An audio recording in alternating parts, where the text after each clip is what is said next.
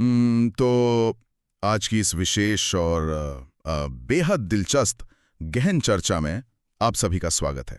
हाँ, और आज का हमारा ये विस्तृत अध्ययन थोड़ा अलग होने वाला है। बिल्कुल।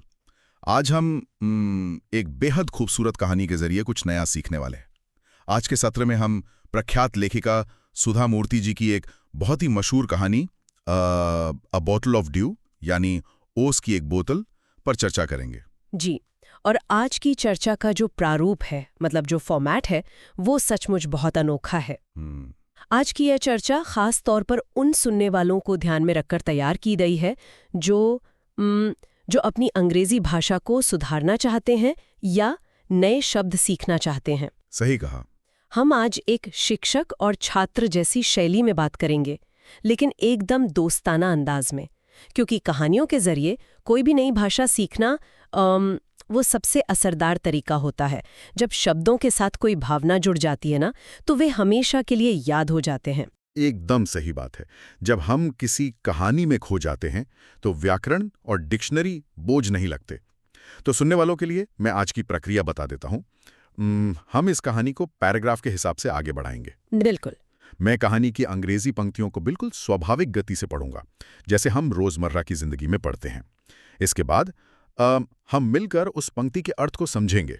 और मैं उस पंक्ति का सरल हिंदी में अर्थ समझाऊंगी। उसमें छिपे कठिन शब्दों के रोजमर्रा के इस्तेमाल पर बात करेंगे, और हर पैराग्राफ पूरा होने के बाद मैं उस पूरे हिस्से का एक छोटा सा सारांश हिंदी में बता दूंगी, ताकि हमारी कहानी की लय ना टूटे। जी, और सुनने वालों को ये रोचक लग सकता है कि ये सिर्फ अंग्रेजी सीखने का अभ्यास नहीं है, बल्कि इस कहानी में मेहनत और शॉर्टकट को लेकर जीवन का एक बहुत बड़ा पार्ट भी छिपा है। तो क्या हम शुरुआत करें? बिल्कुल, मुझे तो इंतजार ही नहीं हो रहा। चलिए कहानी के पहले पैराग्राफ से शुरू करते हैं। मैं पहली पंक्ति पढ़ता हूँ। Ramanatha was the son of a rich landlord. ये सुनकर तो यही लग रहा है कि रामनाथ किसी बहुत ही रसूखदार परिवार से था। आपने बिल्कुल सही अंदाजा लगाया। इसका सरल हिंदी अर्थ है कि रामनाथ एक अमीर जमींदार का बेटा था। यहाँ जो शब्द हमें ध्यान में रखना है वो है लैंडलॉर्ड। लैंडलॉर्ड, हाँ, पुराने जमाने के संदर्भ में इसका मतलब जमींदार होता है, मतलब वो व्यक्ति जिसके पास बहुत सारी जमीनें हों। लेकिन अगर हम आज की रोजमर्रा की अंग्रेजी की बात करें तो लैंडलॉर्ड उस व्यक्ति को भी कहा जाता है जिससे हम किराए पर घर लेते हैं। अच्छा, यानी मकान मालिक। बिल्कुल सही। ये तो बहुत काम की जानकारी है। अब आगे पढ़ते हैं। His father left him large tracts of land when he died. यहाँ ट्रैक्ट सुनकर मुझे लगता है कि जमीन कोई छोटी मोटी नहीं थी, बल्कि बहुत विशाल रही होगी। जी हाँ, आपका अनुमान एकदम सटीक है। इस पंक्ति का अर्थ है कि जब उसके पिता का निधन हुआ तो वे उसके लिए जमीन के बहुत बड़े हिस्से छोड़ गए। यहाँ जो सीखने वाला शब्द समूह है वो है ट्रैक्ट्स ऑफ लैंड। ट्रैक्ट का मतलब होता है जमीन का एक बहुत बड़ा और फैला हुआ टुकड़ा। विशाल भूखंड कह सकते हैं इसे। बिल्कुल। इतनी जमीन मिलने के बाद तो उसे बहुत काम करना पड़ता होगा। लेकिन कहानी कुछ और ही कह रही है। But Ramanatha did not spend even one day looking after his land. यही तो इस कहानी की विडंबना है। इसका अर्थ है कि रामनाथ ने अपनी जमीन की देखभाल करने में एक दिन भी नहीं बिताया। बाप रे। हाँ, वो पूरी तरह से लापरवाह था। और अंग्रेजी के नजरिए से देखें तो यहाँ डिड नॉट स्पेंड का इस्तेमाल हुआ है, जो हमें बताता है कि ये बीते हुए समय यानी पास्ट टेंस की बात हो रही है। नहीं, बड़ी जमीन की देखभाल क्यों नहीं करता था? शायद उसके इस आलस के पीछे कोई खास वजह थी। आगे लिखा है, This was because he had a funny idea. He believed there was a magic potion that could turn any object into gold. कारण सच में बहुत अजीब था। इसका अर्थ है ऐसा इसलिए था क्योंकि उसके मन में एक अजीबोगरीब विचार था। उसे पक्का विश्वास था कि दुनिया में कोई ऐसी जादुई दवा है जो किसी भी चीज को सोने में बदल सकती है। सोने में? जी। यहाँ हमें मैजिक पोशन शब्द पर ध्यान देना चाहिए। Magic potion? हाँ, पोशन का मतलब कोई आम दवा या मेडिसिन नहीं होता। इसका इस्तेमाल अक्सर कहानियों में किसी जादुई तरल पदार्थ या काढ़े के लिए किया जाता है, जिसे पीने या छिड़कने से चमत्कार हो जाए। मतलब उसे बिना मेहनत किए रातों रात अमीर बनना था। उसकी ये धुन तो पागलपन की हद तक थी, क्योंकि अगली लाइन है, He spent all his time to learn more about this potion. यानी वो अपना सारा वक्त बस इसी जादुई दवा के बारे में और अधिक जानने में लगा देता था। उसका पूरा ध्यान सिर्फ शॉर्टकट खोजने में था। और ऐसे लोगों का समाज में क्या फायदा उठाया जाता है, ये अगली पंक्ति बताती है। People cheated him often, promising to tell him about it, but he did not give up. बिल्कुल। इस वाक्य का मतलब है कि लोग अक्सर उसे इसके बारे में बताने का झूठा वादा करके धोखा देते थे, लेकिन उसने कभी हार नहीं मानी। तो यहाँ सीखने वाले शब्द क्या हैं? यहाँ दो बहुत ही महत्वपूर्ण शब्द हैं। पहला है चीटेड, जिसका मतलब है धोखा देना या ठगना, और दूसरा है गिव अप। Give up? हाँ, ये एक फ्रेजल वर्ब है जिसका मतलब होता है हार मान लेना या प्रयास छोड़ देना। जैसे हम अक्सर कहते ना, डोंट गिव अप, यानी हार मत मानो। उसकी इस आदत का परिवार पर क्या असर हो रहा था? आगे लिखा है, His wife, Madhumati, was tired of this and also worried because she saw how much money Ramanatha was spending. जाहिर सी बात है, इसका अर्थ है कि उसकी पत्नी मधुमती इस सब से बहुत थक चुकी थी और चिंतित भी थी, क्योंकि वो अपनी आंखों से देख रही थी कि रामनाथ पानी की तरह कितना पैसा बहा रहा था। और यहाँ worried का अर्थ है चिंतित होना। बिल्कुल सही। वरीड मतलब परेशान या चिंतित होना। पहले पैराग्राफ की अंतिम पंक्ति है, She was sure that soon they would be without money. इस पंक्ति का सीधा सा अर्थ है कि पत्नी को पूरा यकीन हो गया था कि जल्द ही उनके पास बिल्कुल पैसा नहीं बचेगा और वे पूरी तरह कंगाल हो जाएंगे। तो अगर हम इस पहले हिस्से को समेटें तो बात कुछ यूं है कि आप ही बता दीजिए। जी, इस पहले पैराग्राफ का सारांश ये है कि रामनाथ एक बहुत अमीर जमींदार का बेटा था जिसे विरासत में खूब जमीन मिली थी, लेकिन वो महाआलसी था। काम करने के बजाय वो एक ऐसी जादुई दवा की तलाश में रहता था जो चीजों को सोने में बदल दे। लोग उसे खूब ठगते थे और उसकी पत्नी मधुमती बहुत फिक्र में रहने लगी थी कि एक दिन वे सड़क पर आ जाएंगे। कहानी की शुरुआत बहुत ही जबरदस्त है, एक आलसी इंसान और उसकी जादुई सपने की धुन। जी, चलिए दूसरे पैराग्राफ की ओर बढ़ते हैं। One day a famous sage called Mahipati came to their town. इस वाक्य का अर्थ है, एक दिन महीपति नाम के एक बहुत ही प्रसिद्ध साधु उनके शहर में आए। यहाँ जो शब्द सीखने वाला है वो है सेज। सेज? हाँ, सेज का मतलब होता है कोई साधु, ऋषि या एक ऐसा व्यक्ति जो बहुत ही ज्ञानी और समझदार हो। ज्ञानी साधु के आते ही रामनाथ तो उनके पास पहुंच गया होगा। Ramanatha became his follower and asked him about the potion. बिल्कुल, वो ही हुआ। इसका अर्थ है कि रामनाथ उनका अनुयायी बन गया और उसने तुरंत उनसे उस जादुई दवा के बारे में पूछ लिया। यहाँ शब्द है फॉलोअर ना? जी, आज के जमाने में फॉलोअर सुनते ही हमें सोशल मीडिया याद आता है। हाँ, इंस्टाग्राम वाले फॉलोअर। बिल्कुल, लेकिन असल में इसका गहरा अर्थ होता है अनुयायी, शिष्य या किसी के विचारों के पीछे चलने वाला व्यक्ति। अब मुझे लगा था कि साधु उसे डांटकर भगा देंगे कि ऐसी कोई दवा नहीं होती, लेकिन उनका जवाब बहुत ही चौंकाने वाला था। To his surprise, the sage answered, "Yes, in my travels in the Himalayas, I heard how you could make such a potion, but it is difficult." यही तो इस कहानी का सबसे दिलचस्प मोड़ है। इस पंक्ति का अर्थ है, रामनाथ को घोर आश्चर्य में डालते हुए साधु ने कहा, हाँ, हिमालय की अपनी यात्राओं के दौरान मैंने सुना था कि ऐसी दवा कैसे बनाई जा सकती है, लेकिन ये काम बहुत मुश्किल है। यहाँ कठिन शब्द सरप्राइज है। हाँ, सरप्राइज, जिसका अर्थ है एकदम से हैरान रह जाना या अचरज में पड़ जाना। साधु ने सीधे मना करने के बजाय उसे एक ऐसा जवाब दिया जिसकी रामनाथ को बिल्कुल उम्मीद नहीं थी। तो इस छोटे से दूसरे पैराग्राफ में हमने देखा कि एक ज्ञानी साधु आए। जी, सारांश ये है कि महीपति नाम के साधु उनके शहर आए, रामनाथ उनका शिष्य बन गया और जादुई दवा का अपना पुराना सवाल उनके सामने रख दिया। साधु ने उसे ये कहकर हैरान कर दिया कि दवा बनाने का तरीका तो उन्हें पता है, लेकिन उसे बनाना बच्चों का खेल नहीं है। ये सुनकर तो रामनाथ की खुशी का ठिकाना नहीं रहा होगा। चलिए तीसरे और चौथे पैराग्राफ में उसकी प्रतिक्रिया देखते हैं। Tell me, requested Ramanatha, not believing his luck. Ramnath ने उतावलेपन में कहा, कृपया मुझे बताइए। उसे अपनी किस्मत पर यकीन ही नहीं हो रहा था। यहाँ एक बहुत अच्छा अंग्रेजी का मुहावरा इस्तेमाल हुआ है नॉट बिलीविंग हिज लक। मतलब जब किस्मत पर विश्वास ना हो। बिल्कुल, जब आपके साथ अचानक कुछ इतना अच्छा हो जाए जिसकी आपने उम्मीद ही ना की हो, तब हम इसका इस्तेमाल करते हैं। और लक का मतलब होता है किस्मत या भाग्य। अब साधु उसे वो मुश्किल काम बताते हैं।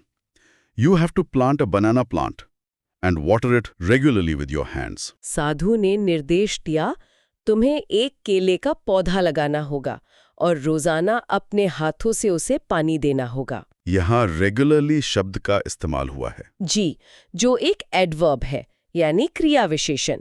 इसका मतलब है कोई काम नियम से या रोजाना करना, बिना नागा किए। केले के पौधे का जादुई दवा से क्या संबंध? आगे सुनते हैं।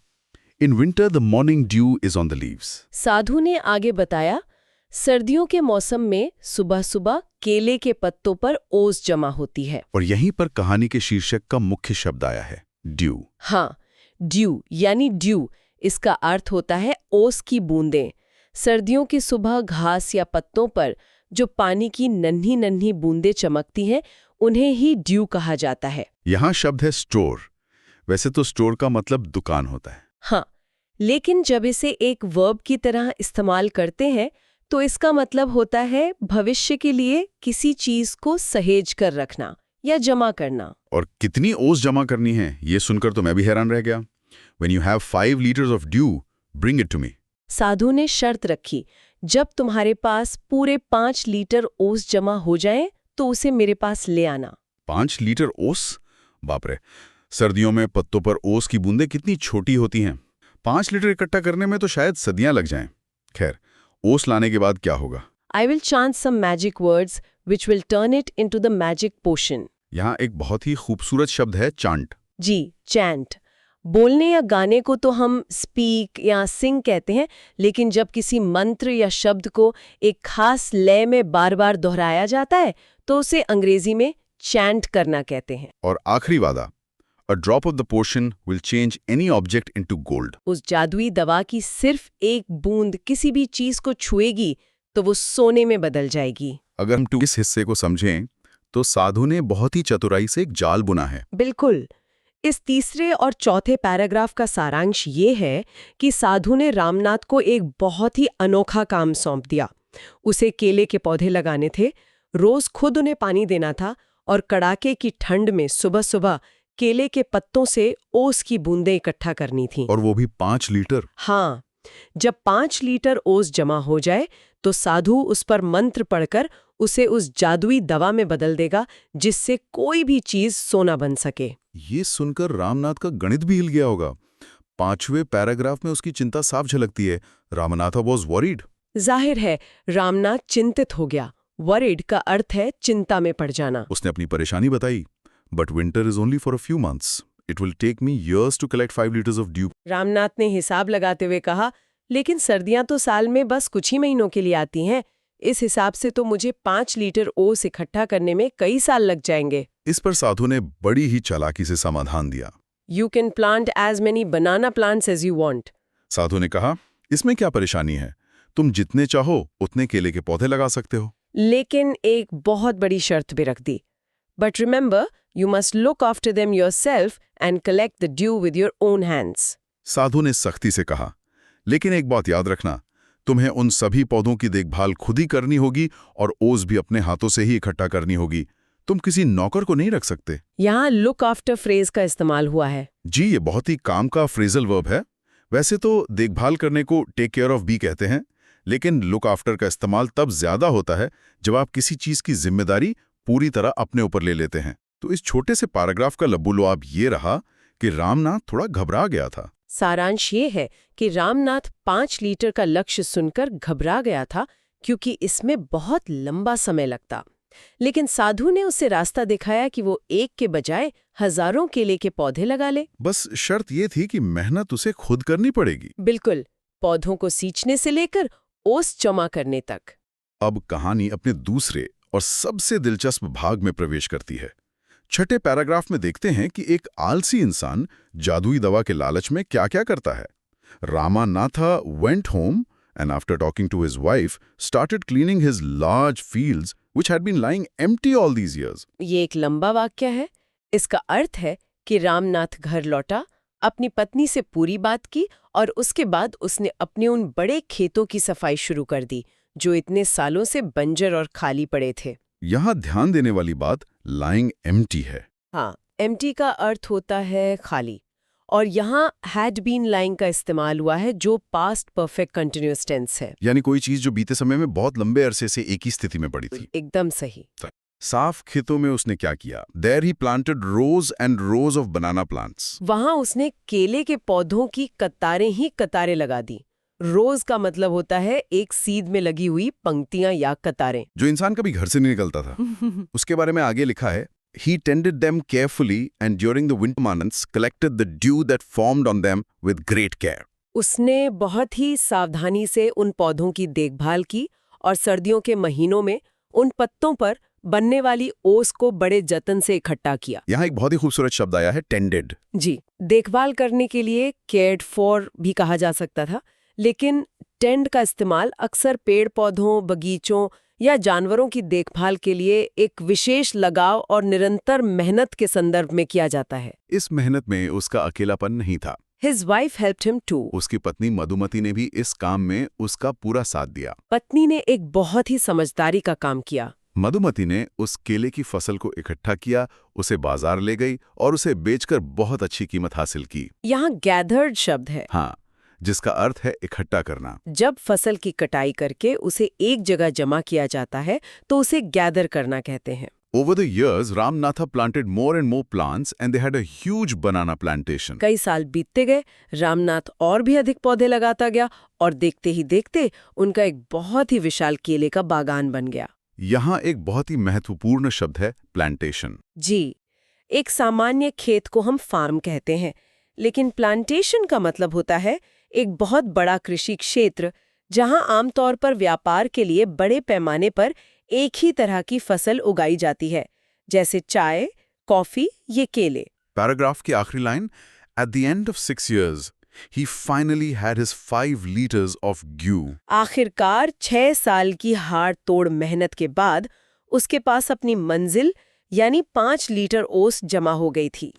6 साल तक ओस जमा करना, क्या बात है। यही तो समर्पण है।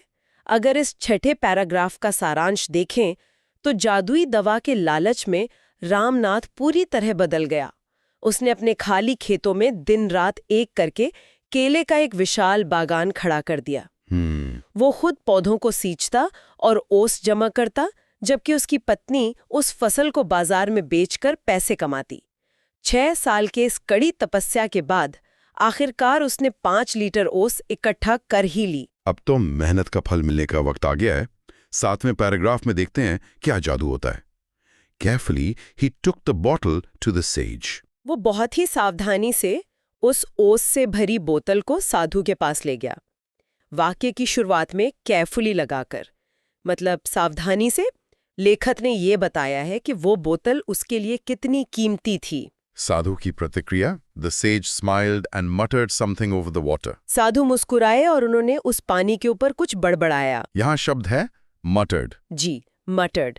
जब कोई बहुत ही धीमी आवाज में कुछ बोलता है या बड़बड़ाता है ताकि कोई और स्पष्ट रूप से न सुन सके, तो उसे अंग्रेजी में मटर करना कहते हैं। ये शब्द कहानी में एक रहस्यमय माहौल बना रहा है। बिल्कुल। Then he returned the bottle and said, "Try it out." फिर साधु ने वो बोतल रामनाथ को वापस थमाई और कहा, इसे खुद आजमा कर देखो। Try it out भी रोजमर्रा की अंग्रेजी का एक बहुत आम फ्रेज है ना? हाँ, जिसका मतलब है किसी चीज का परीक्षण करना या आजमाना। अब दिल की धड़कनें तेज हो गई होंगी।